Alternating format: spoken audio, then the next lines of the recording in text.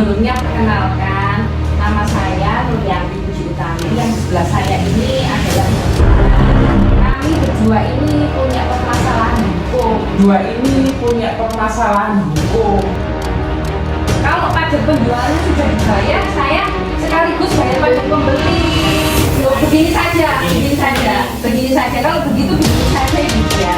Panjenengan kembalikan saja uang saya yang 250 juta itu, terus sertifikatnya ini saya kembalikan. Assalamualaikum. Waalaikumsalam. Iya, silakan ibu-ibu, silakan. Iya, ibu-ibu ini dengan ibu siapa dan ada perlu apa? Apakah ada yang bisa saya bantu di kantor kami ini? Oke, saya sebelumnya minta maaf Bapak. Saya tahu alamat kantor Bapak itu dari website. Bapak selaku mediator dan pengacara. Jadi di website diterangkan seperti itu. Sebelumnya perkenalkan, nama saya Nuryanti Puji Utami. Yang di sebelah saya ini adalah Ibu Dian. Kami berdua ini punya permasalahan hukum yang kami berdua sendiri tidak bisa mengatasinya. Makanya saya untuk mengkonsultasikan dan meminta Bapak menjadi penengah begitu. Itu ceritanya begini Bapak. Tahun 2021 itu tanggal 8 Desember itu saya melakukan jual beli dengan Ibu Dian ini. Ibu Dian ini yang punya tanah, saya membeli tanahnya. Itu tanahnya itu bentuknya itu sertifikat. Nah, ini sertifikatnya saya tunjukkan di jenengan. Ini ya, itu sertifikatnya atas nama ya. Pada waktu itu tahun 2021 itu saya membeli tanah tersebut itu sebesar 250 juta dan ini ada kwitansinya Bu Materai. Nah, monggo dilihat. Nah, saya membeli atas dasar karena Ibu Dian ini tetangga bersebelahan dengan rumah saya. Makanya saya membeli tanahnya Ibu Dian ini. Selanjutnya tahun 2022 ini Pak, saya dan suami itu berniat mau balik nama sertifikat yang sudah saya beli dari Ibu Dian atas nama saya selaku pembeli. Nah, oleh karena itu saya kapan hari datang ke rumahnya Ibu Dian. Saya bilang seperti itu. Pada waktu itu beliaunya diam saja. Selanjutnya saya sama suami datang ke BPN untuk menanyakan syarat-syarat apa saja untuk balik nama sertifikat atas nama saya. Kata pihak BPN itu saya disuruh melengkapi akta jual beli yang pertama di hadapan notaris. Terus selanjutnya saya disuruh membayar pajak. Pajaknya itu ada pajak penjual dan pajak pembeli. Nah, saya bilang ke Ibu Dian ini untuk membayar pajak penjualnya karena beliaunya kan selaku penjual, saya selaku pembeli. Nah, beliaunya itu tidak mau, marah-marah sama saya. Nah, terus saya mau minta ke siapa pajak penjual itu, siapa yang bayar? Kan sedangkan saya kan hanya seorang pembeli. Intinya begini Pak. Iya. Jadi kan saya ini tidak mau menanggung biaya apapun tentang pajak ya kan, dari Bu Nuryanti ini karena memang 1 tahun lalu itu tidak ada masalah apa-apa. Nah, sekarang ini kenapa kok dimintai biaya-biaya pajak apalah itu saya juga tidak paham. Saya kalau misalnya sekarang ya jujur Pak, saya tidak ada uang. Jadi gimana Pak? Nah lah, untuk itu Pak, saya kan minta tanggung jawabnya penjual supaya saya dibantu membayar pajak penjual sehingga nanti kalau pajak penjualnya sudah dibayar, saya sekaligus bayar pajak pembeli. Ya tidak bisa gitu dong Pak, namanya Ibu Nuryanti ini Pak menekan saya. Loh, begini saja. Kalau begitu begini saja Ibu Dian. Panjenengan kembalikan saja uang saya yang 250 juta itu, terus sertifikatnya ini saya kembalikan. Jadi jual beli yang lalu itu sudah nggak terjadi. Jadi kan 1 tahun lalu ini memang tidak ada kendala apa-apa. Nah, sekarang ini kenapa kok diungkit lagi gitu loh Pak? Uang yang 250 juta itu sudah saya belikan sepeda motor, BPKB-nya sudah saya masukkan ke bank. Jadi uang apa gitu loh Pak saya mau ngasihkan ke Ibu Nuryanti ini gitu. Nah, kalau jawabannya Ibu Dian seperti itu saya juga pusing Pak, makanya saya datang ke sini. Bagaimana saya mohon solusinya, jenengan selaku mediator, bagaimana untuk mengenai permasalahan kami ngoten. Ya baik, Ibu Nuryanti selaku pemohon dan Ibu Dian selaku termohon. Baik, benar, saya perkenalkan, saya Ahmad Miftahul Amin, SHIM SOS DPM. Saya benar berprofesi sebagai mediator dan saya juga berprofesi sebagai advokat atau pengacara dan konsultan hukum di kantor ini. Saya akan menjelaskan beberapa hal, tentang peran mediator dan profesi mediator itu sebagai penengah atau sebagai fasilitator terhadap sebuah kasus atau sengketa atau perkara yang dimiliki oleh pihak pemohon dan termohon, Ibu Nuryanti dan Ibu Dian, seperti itu. Kemudian saya akan menjelaskan itu peraturan atau etika dalam tahap proses mediasi ini. Itu harus saling menghormati, pihak pemohon dan termohon harus saling menghormati. Yang kedua, tidak boleh saling mencela, yang ketiga harus mentaati daripada peraturan-peraturan di kantor ini, supaya apa? Tidak lain dan tidak bukan untuk mencari titik temu penyelesaian perkara atau kasus yang Ibu pemohon dan termohon hadapi, seperti itu.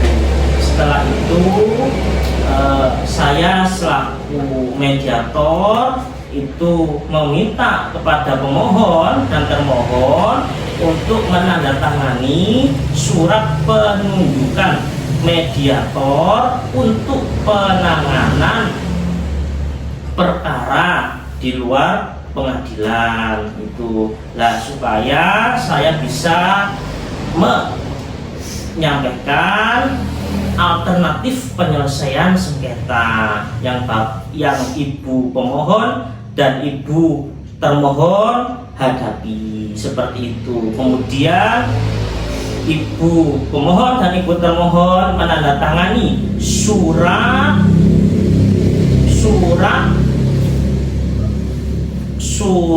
hak honorarium jasa profesi mediator yang ditandatangani oleh pemohon dan termohon, seperti itu. Kami kembalikan kepada Ibu pemohon dan Ibu termohon apakah bersepakat untuk mengisi formulir dan menandatangani surat-surat penunjukan mediator untuk penanganan perkara di luar pengadilan dan surat perjanjian hak honorarium jasa profesi mediator tersebut. Maka Ibu pemohon untuk menyepakati itu dan Ibu termohon bersedia demi apa? Untuk mencari titik temu, supaya tidak ada konflik yang berkepanjangan dan tidak memakan biaya yang banyak, dan saya harap bisa menemukan solusi atau titik temu di dalam kantor mediator saya ini. Saya kira seperti itu. Bagaimana Ibu-ibu bersedia? Ya, saya bersedia. Nanti biar saya yang bayar honorariumnya, Pak. Ngoten, nggih. Ya. Kalau bersedia silakan. Ini ada ditandatangani. Ini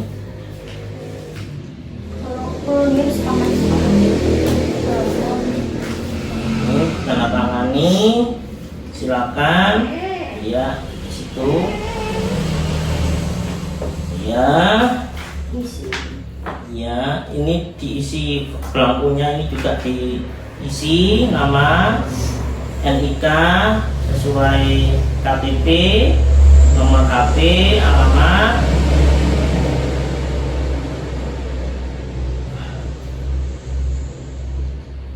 Ya, ini kemudian juga seperti itu.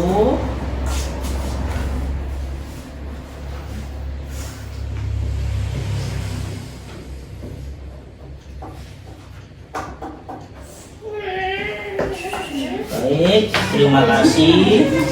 Ya, terima kasih kepada Ibu Nurianti selaku pemohon dan Ibu Dian selaku termohon, dan terima kasih juga telah menunjuk saya sebagai mediator untuk penanganan perkara ini di luar pengadilan. Maka saya akan menjelaskan tentang alternatif penyelesaian sengketanya. Ya, begini penjelasannya, Ibu pemohon dan Ibu termohon. Kami jelaskan kalau yang namanya peralihan hak atas tanah yang berupa jual beli itu harus dibuatkan akta jual beli di hadapan pejabat pembuat akta tanah. Ya, setelah itu mempunyai kewajiban untuk membayar biaya akta. Pemohon atau penjual punya kewajiban membayar akta, pihak pembeli juga kewajiban untuk membayar biaya akta beserta pajak-pajaknya. Ya, beserta pajak-pajaknya. Jadi kami jelaskan dalam hukum pajak itu setiap peralihan hak atas tanah dan bangunan itu mempunyai kewajiban untuk membayar pajak. Ya, pajak BPHTB itu berkewajiban dilaksanakan untuk dibayarkan oleh pembeli. Kemudian pajak PPH itu wajib ya dibayar oleh penjual, seperti itu. Nah, setelah kewajiban membayar pajak, setelah itu ada validasi pajaknya, validasi pajak BPHTB dan validasi pajak PPH. Kemudian kalau sudah selesai aktanya, akta jual belinya beserta validasi pajak BPHTB dan validasi pajak BPH, maka berdasarkan akta jual beli dan validasi pajak-pajak tersebut dapat diajukan balik nama sertifikat dari atas nama penjual menjadi atas nama pembeli, seperti itu ibu-ibu. Jadi itu ya harus dilaksanakan seperti itu. Lah, memang kewajibannya penjual sama kewajiban pembeli itu membayar separuh biaya akta,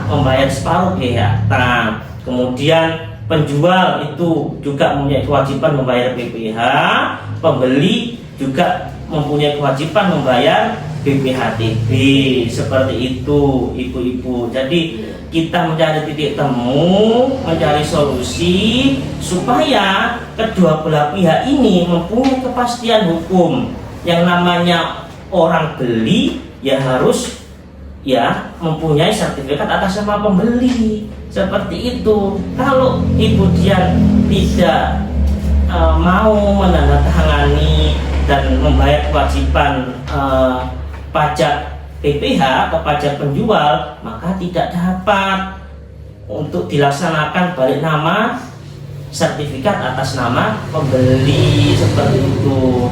Jadi kalau Ibu Dian misalkan itu menolak menandatangani atau menolak membayar pajak penjual, jadi Ibu Dian bisa ya mempunyai akibat hukum atau konsekuensi hukum, dapat dipidanakan atau dapat diproses sesuai hukum pidana dengan dasar penipuan, seperti itu.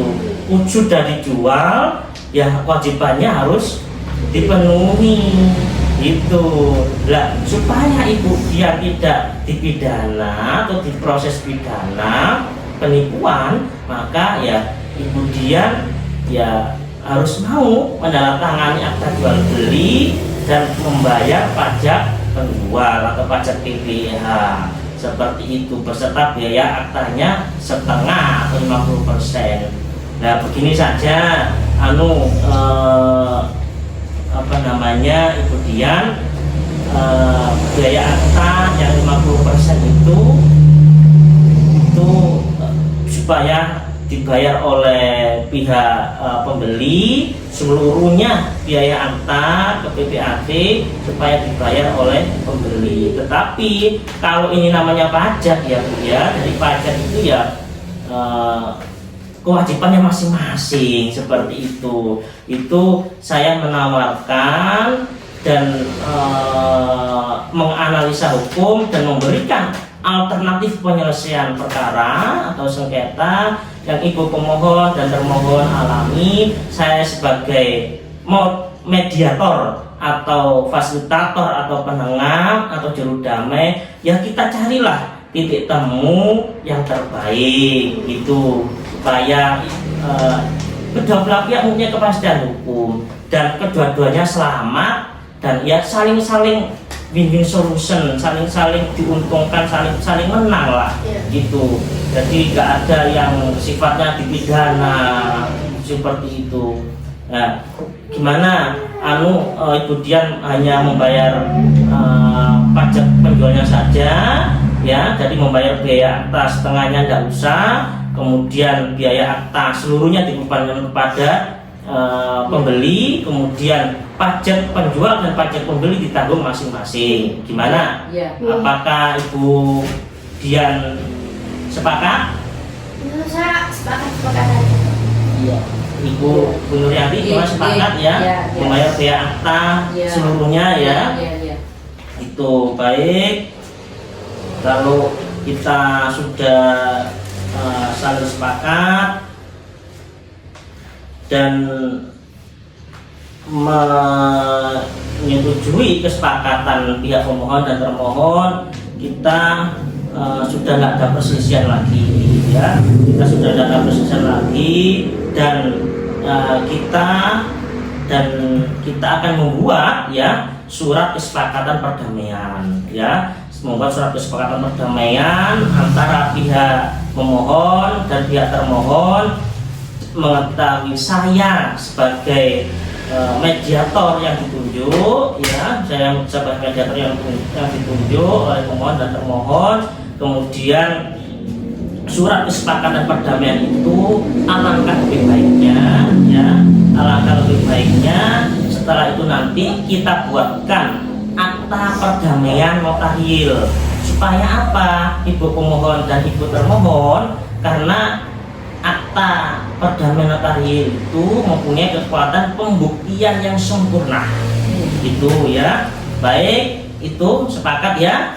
Maka baik, kita menandatangani surat kesepakatan perdamaian ya, mengetahui saya sebagai mediator. Ini saya Bapak Ibu dulu Ibu pemohon ya, mohon maaf, Ibu pemohon dan Ibu termohon menandatangani terlebih dahulu. Setelah itu mengetahui saya ya. Itu ya. Baik.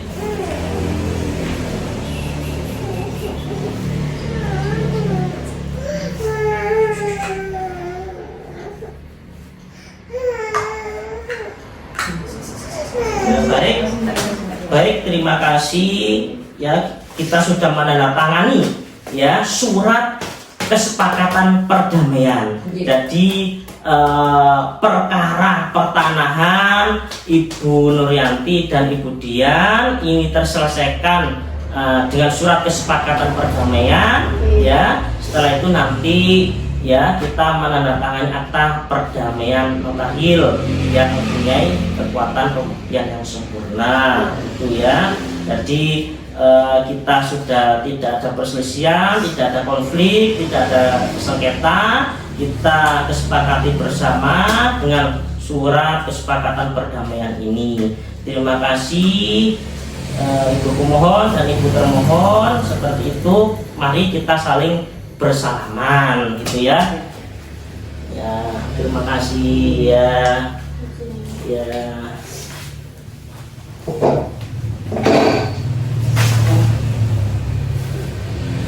Assalamualaikum. Waalaikumsalam warahmatullahi wabarakatuh.